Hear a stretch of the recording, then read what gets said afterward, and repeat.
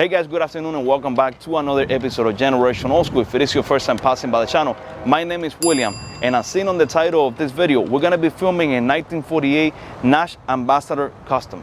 For that, we have my friend Javier, who is the owner, and he's gonna be telling us all about this beautiful car. Hope you guys enjoyed this video. If you do, don't forget to give it a like, and also, if it is your first time passing by the channel, go ahead and subscribe. Hey, my name is Javier. I'm representing Luxurious Car Club, the Miami chapter. This is my 1948 Nash Ambassador Custom Cabriolet. So this Nash is one of 1,000 built in 1948 for the convertible model. And according to the Nash experts, it's one of 60 still known to exist. This was a very rare car even in its day, considering that they only released one per Nash dealer in 48. And there's some stories that even some of the owners of the Nash dealers back in that day didn't want to sell it because they knew that they weren't going to get another one. So that's probably why there's so little left. This car brand new was $2,345 with no exterior or interior accessories, just what is the body being convertible. The car is loaded with accessories on the outside as well as the inside. So on the outside, since we're in the back, we'll start with the rear bumper guards, the exhaust tip, and if we go around, we have rear skirts, which a lot of Nashes do not have. Those are factory skirts.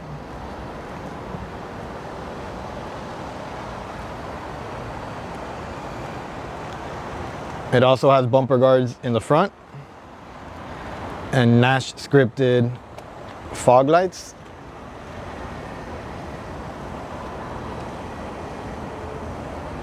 So this car is all original outside. It hasn't been altered with at all.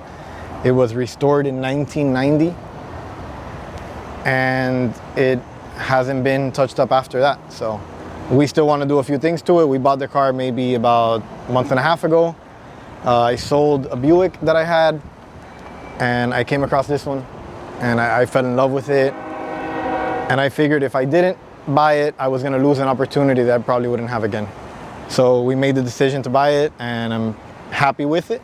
We just want to clean it up a little bit, detail it, and bring it back up to what it was 25 or 30 years ago. So on the inside, it's all original style. The upholstery is done to look as original as possible with the color to match, as well as the painted dash, the factory clock on the glove box. It has the Nash tissue dispenser right under the clock. Next to the tissue dispenser is a Press-A-Lite accessory. So what you did back then, because smoking was so, popular, in vogue back then, yeah. So you fill this case up with your cigarettes, close it up when you're driving so you don't let go of the steering wheel, or if you're shifting, press this down and it'll reveal to you a lit cigarette. And then right next to that you have a vacuum powered ashtray, which is also a pretty rare accessory.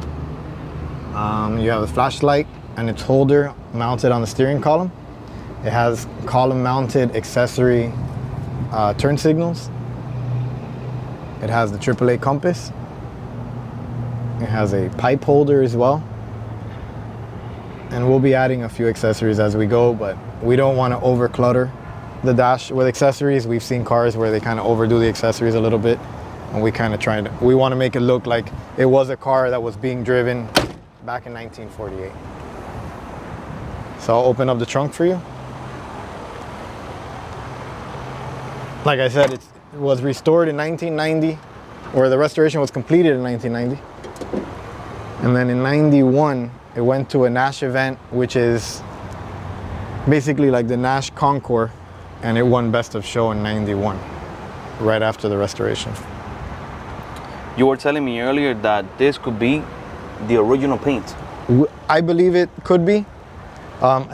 Just based on the level of restoration on the outside, I feel that if they would have painted that after, it would have been nicer than that. And I feel that they kind of wanted that original look and they didn't want to over restore the car.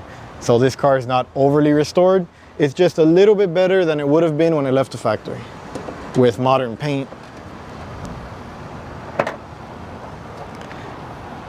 It has the factory style canvas top, which is power in 48, which is pretty rare. And it's power as well. It is. It's a hydraulic top. And everybody that sees me putting the top up or down, they ask me if it was a conversion, because they can't believe that the car is from 48 and it has a power top. It's a beautiful car.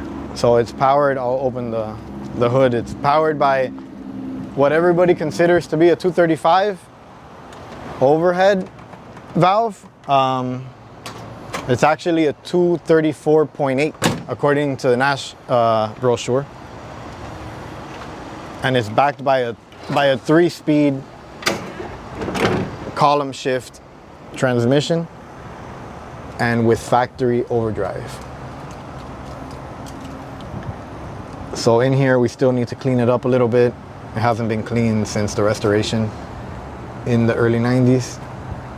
And pretty uncommon to see in these cars is the firewall mounted hydraulic pump for the top. Usually they're actually right by the top or under the top, accessible through the back seat or through the trunk. Nash actually mounted it there for whatever reason they had. But I thought it's different. You know, we don't like to go to the car shows and have the same car that everybody else has. So we decided that this would be a cool car to have. And Javier, like you mentioned, this used to be a very expensive car back in 1948. If we compare it to the average income of the family, which used to be $3,200. Well, I had a 58 Cadillac Eldorado Seville, which is a pretty rare car, also less than 2,000 made. Back in 58, that car was very expensive, and it was 10 years newer than this. So in comparison, this was a little bit more money than a Cadillac of the day. You know. And for those of you guys that don't know, Nash used to be an automotive company that was in existence since 1917 to 1957, correct? I believe so. Then Nash eventually merged with American Motors. And then that's when you see the Nash Metropolitan, which is a really small convertible car that a lot of people don't like. And a couple oddball cars in the late 50s. And 60s as well, like the Nash Rambler. But that wasn't when Nash was independent. So this is basically a different car. What are some of the plans that you have in the future for the car?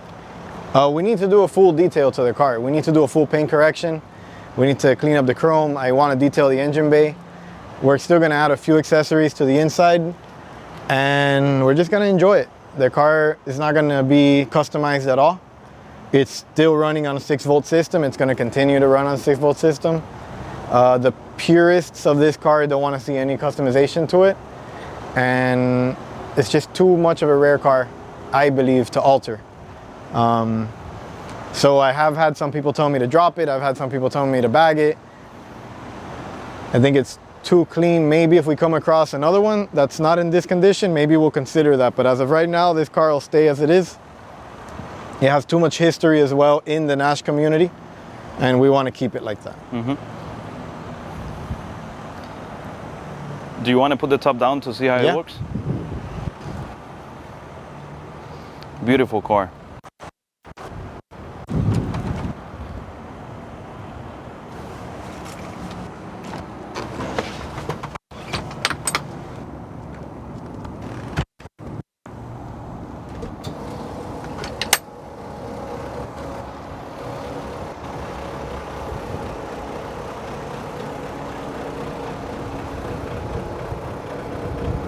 So to put it down, you pull?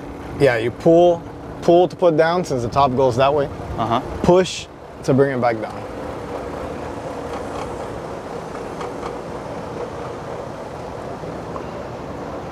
And let me tell you something, it's night and day with the top up and the top down. It's a completely like it with the top car. up. I think the convertible should have the top down. Their own taste.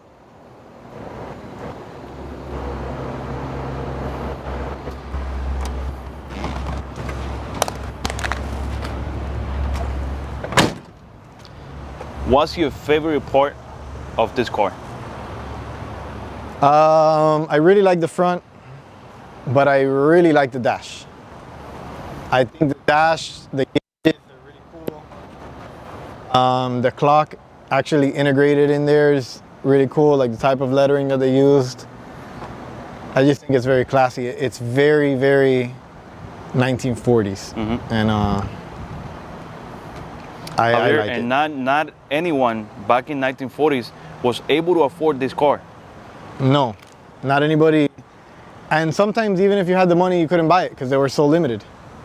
There's a story that even some dealers didn't want to sell. We heard a story that a gentleman, actually his dad wanted to buy one in 1960.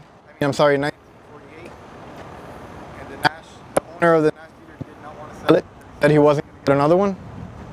And eventually, with persistence of the guy's father, the dealer actually sold him the car in 1960, 12 years later, and he was able to have the car. The car's actually still in their family.